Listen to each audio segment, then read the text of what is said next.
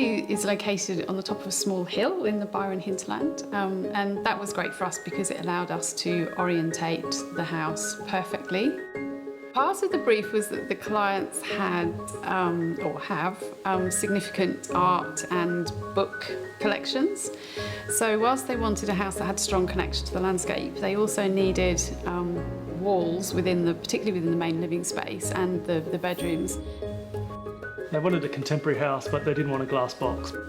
So we developed this idea that the roof opens up to the north and has a three-quarter glazed facade to the north rather than a fully glazed facade. One of the ideas that we had when we were developing the concept of the house was a stone plinth as a base, and even though it only sits 150 mil off the grass, it's still very important. Obviously, we've been really considered about how much sun hits that at different times of the year. So that's sort of the base for the scheme. Above that was this idea of walls folding into the roof, and even though it's quite subtle, it's all very similarly coloured and very just slightly off-white. The light's so strong up here that stark white just is blinding. There's a secondary layer of sort of quite warm things, the stone fireplace, the timber joinery, and then we've used some elements of landscape walls that run into the house, the fuchsia wall that leads you to the entry. There's green walls running into the landscape, and they're sort of a counterpoint to the simplicity of the main frame of the house.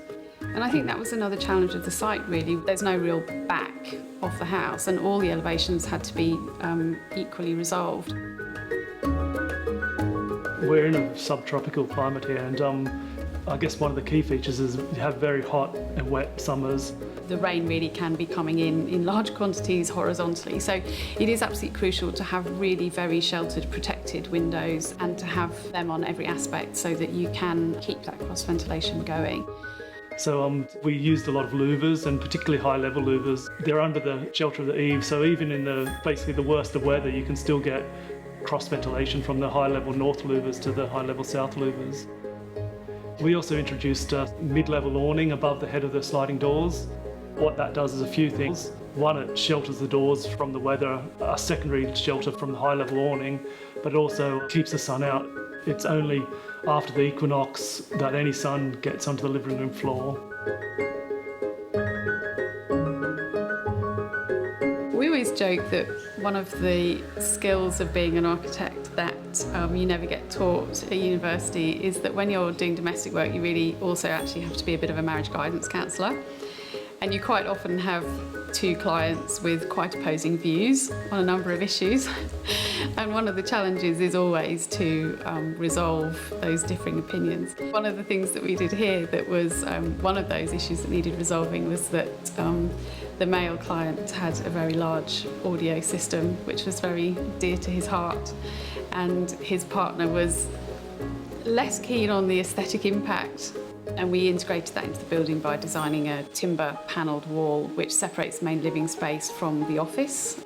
And all of those panels conceal many things, including the large audio system and guest beds and CD storage and the subwoofer and lots of other things.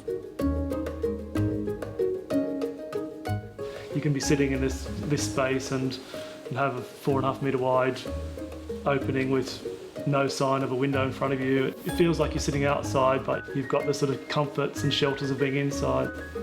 So you really get a sense of that tranquility and that beautiful landscape really from all of the rooms. And I think that to me is very special. Watching the koalas run past. Watching the koalas run past.